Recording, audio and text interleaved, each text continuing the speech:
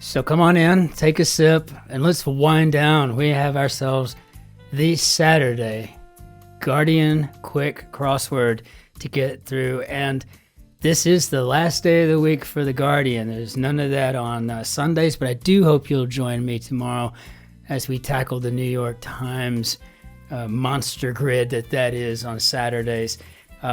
That's the only grid I do on Sundays, so it gives me something on a Sunday, but to kind of get it done. Sometimes I do it early just so I can have the rest of the day to do whatever. Sometimes I do whatever and just come in and knock out the grid when I get home.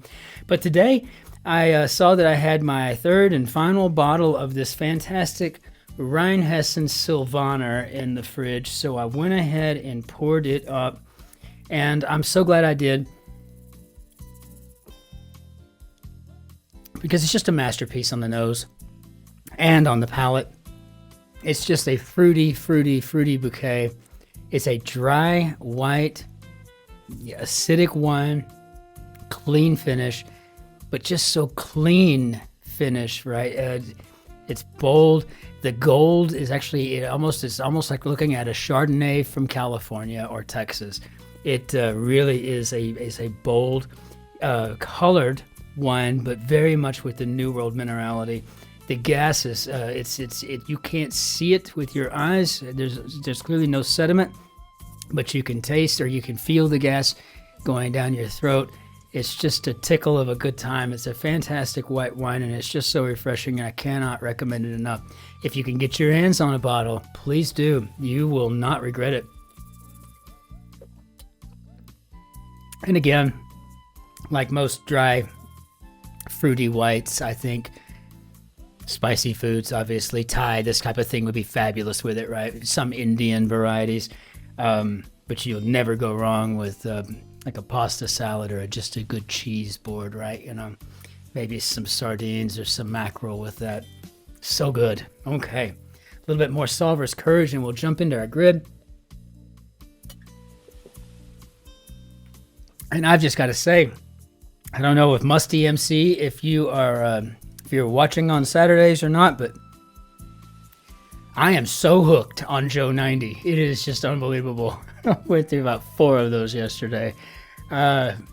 Very interesting show. It's marionette puppetry. I would have had no idea. It's funny. The Uncle Sam has an American accent. The kid's a secret agent at the age of 9. I mean, he's flying MiGs around and stuff, and and I grew up in the Cold War too. I was a Cold War Generation X latchkey kid, right? I mean, we walked to school, and we got to class. We did nuclear drills, and in Texas we did tornado drills, and then we walked home and we used the key around our neck to open the door and go inside and make our dinners, right? Because our families, because of the economy, because what it was, because the middle class was trying to grow in the 70s and in the 80s.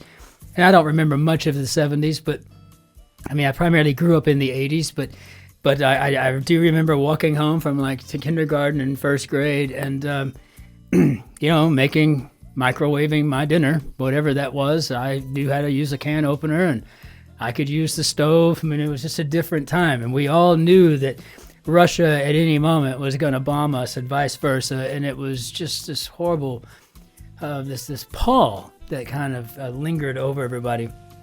And I remember that. But I don't remember our entertainment being that infused with that much Cold War. And I guess it's because I wasn't in England, which is literally 30 minutes away from Moscow when it comes to rockets flying. And so my hat's off to the UK and to all of our European allies and friends in NATO who had to deal with that mess before we would have had to have dealt with it in the US. So as a Yank, I thank you. And again, I'll take your advice, which is to just keep calm and carry on, right? So let's go ahead and hop into our grid. But thank you, Neil, for recommending Joe 90. That's a real treasure. Really enjoying it. So card or cat? So I don't think of a pole card, a pole cat, skunk. I don't know what y'all call them in England. I don't even know if y'all have skunks in England. I guess they could be a wild card or a wildcat. Words of a song could be the lyric. Though in the States we tend to say lyrics. I don't know, but I've said it both ways. Fruit-filled pastry. Looks like we have ourselves a strudel here. Strudel. I'm putting umlauts on that U, and there's not one in English, is there? Okay, what one desires? 4 and 4, huh? Yep, 4 and 4. Okay, so French secondary school. I guess it would be lycée.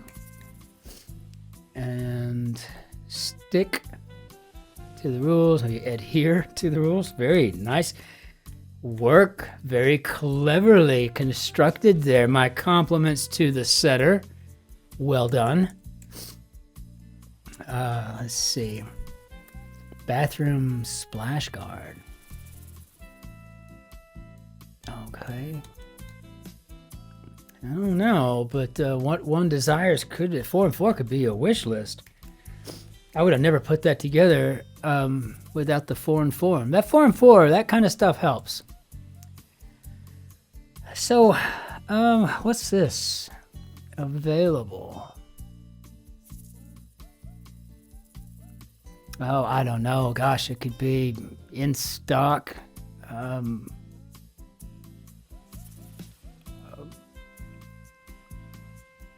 I really don't know. It could be in store. I don't know. I'm gonna guess this is a shower curtain. I mean, that's my very first guess anyway. And my wife always says to just go with your gut, but sometimes I just like a little bit of assurance. So yeah, I think we got our on here, but on what? Fairground attraction. No idea. Benefits of working. White Knuckle theme park ride. Well, then that's... wow, this is only in The Guardian. Can you give me something that's just such a gimme and then make me work for whatever this is available on something? Benefits of working. Fermented milk drink. You know what's so funny about this kefir? I'd never heard of it before I moved to Germany. My family's German. Half of my family speaks German before they speak any other language. I have some family that only speak German. But never, not once had I ever heard of kefir. And I'm not sure how we say it in English either, because I'm so used to seeing it here in Germany, kefir. So I don't know. Is it just call it kefir? Maybe I don't really know. I really don't know. But now I know what it is. So mark, pen, or row. That K tells me it's a skid. It's also clever. Skid mark, skid pen, skid row.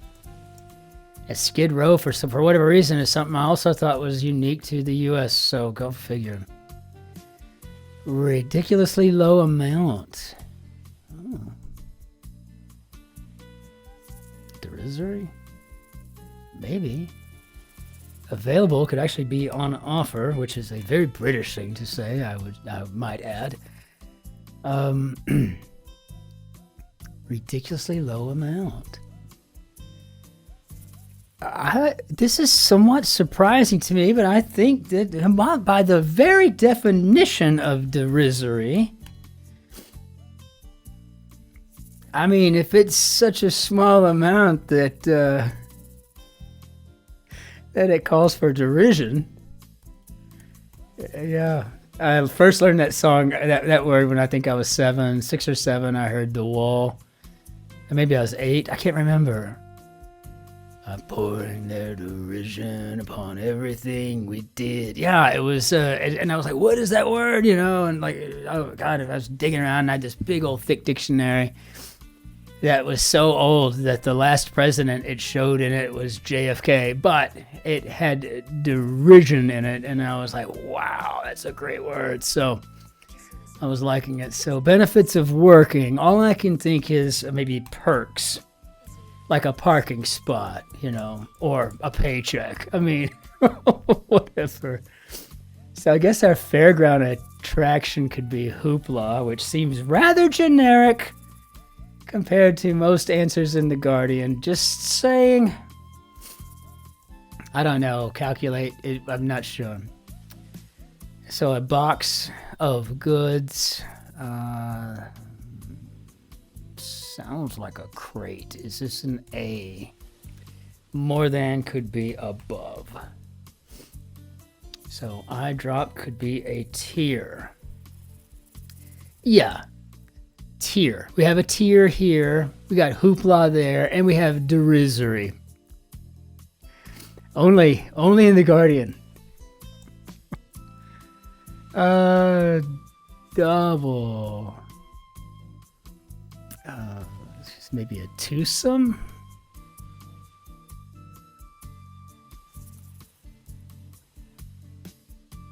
I don't really know. Calculate. I think this is, that was an ace. I think this is a crate. It could be a twosome. Yeah, I don't know. I mean, that would be a double, right? No.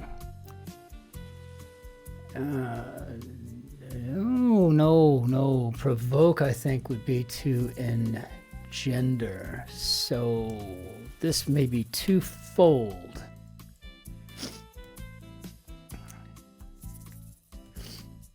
I think, yeah, engender.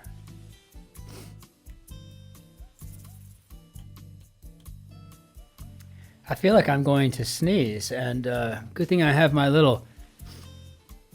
I always carry 2 handkerchiefs on me, always with my initials. It's like a calling card.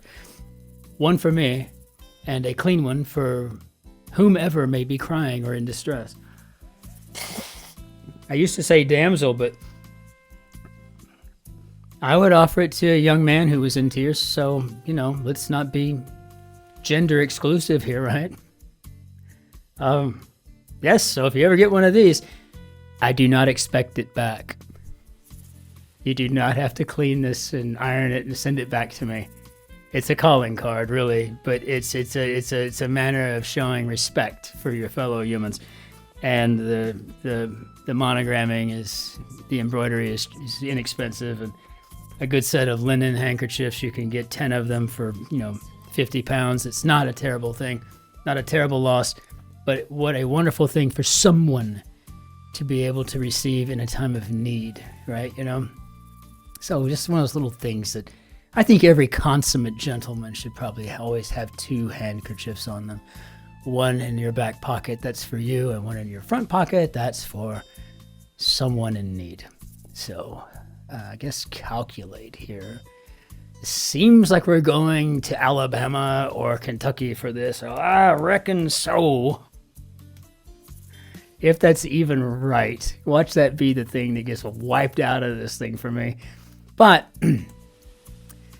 reckon's an old word, and but I always associate it with hillbillies, and I don't really think of the UK as having hillbillies, though I know you have hillbillies. I've met them. I've been there. I've met them, and they're wonderful people. They just have slightly classier sounding accents. So a code of behavior would be more than likely protocol. Form of shoe.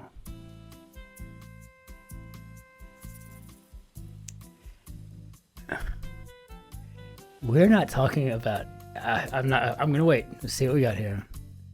They are notoriously hard. I'm going to assume nails. It's between Sierra and uniform, and that would be tango. Type of anti-ship missile. Well, I'm thinking of the Exocet, which is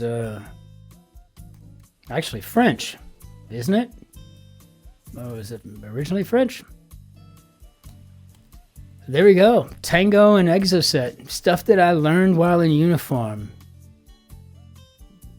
And sometimes comes in handy on the crosswords, right? Sometimes. So Impossible Fantasy. Looks like we've got ourselves a chimera here. So this is a very, very clever grid. Nails, I think I said earlier, and I think this is a last, as in the little wooden foot that you use to make a shoe. I mean, I've never had this show up in a grid before in my life, ever in this form. Oh man, next time I'm constructing a grid, and I've constructed a couple. I just sent one into the New York Times recently, and it will take weeks to hear back that they don't want it. But in the meantime, it's kind of like being Schrodinger's cat. You can be alive and dead. It's both accepted and it'll be rejected at the same time. But yeah, I think this is the last. But next time I do a crossword, next time I construct one, I come up with a last in there. This is something on these lines, form of shoe. Oh, that is clever. Okay, so it looks like I might have 2 W's in a row here, or I might wind up with what I fully expect, which is a yank slap, because I'm sure I screwed something up somewhere along the way. In the New York Times grid this afternoon, or just now, I should say, I ran into onomatopoeia, and man, if that wasn't difficult to remember how to spell that. So let's do a check all real quick. And I don't see any gaping holes. That could just be my bias overriding reality. So if you do see a hole, please do feel free to ruin my day and tell me that I missed something. Otherwise, I'm going to take this W with a boulder. That's just the best way I know to counter with a grain of salt. In other words, not for granted at all. I think this is fabulous. I am so happy to have this. And like I said, I'm always logged into my account. I wish there was a way I could put my picture or something up on that logo so that I could really personalize it instead of just being a blue circle on top of a blue rectangular torso. But nevertheless, when I'm in my account, I know I can log in and I can go through and see everything that I've done, and I can go through and get my W's. I'm going to print them out one day, probably have them laminated and put them into a special binding. This is such a monumentous occasion for me. And so, and Martin, I know you had mentioned you liked my phony acceptance speech and stuff, and I was just being a smarty pants because it's just so rare are you going to get a chance to accept an Oscar, a Grammy, Emmy, Tony, EGOT. Who wouldn't love to have all 4? But it's a very moving moment for me. So thank you all so very much. And for those of you who made this possible by teaching me over and over and over again all these wonderful little interesting little tidbits, these little oleo collections of Britishisms, right? I love the vernacular. I love the argos that y'all use and stuff, and the way they fold into the language so nicely. It's just quite fanciful. So let's go ahead and bring down our bannière d'adieu, and until we see you again on Monday for The Guardian, hopefully seeing you tomorrow for the New York Times Sunday. Ich wünsche Ihnen einen schönen Tag noch. Auf Wiedersehen. Tschüss, Servus, Grüß Gott, ciao, Cin-Cin, and Toodle Pip. Be well out there. Be good to yourselves, your friends, your neighbors, your family. They're the people that you have to love while you secretly hate. Just be especially nice to the person behind you in your queues. Be well now. Take care. Cheers.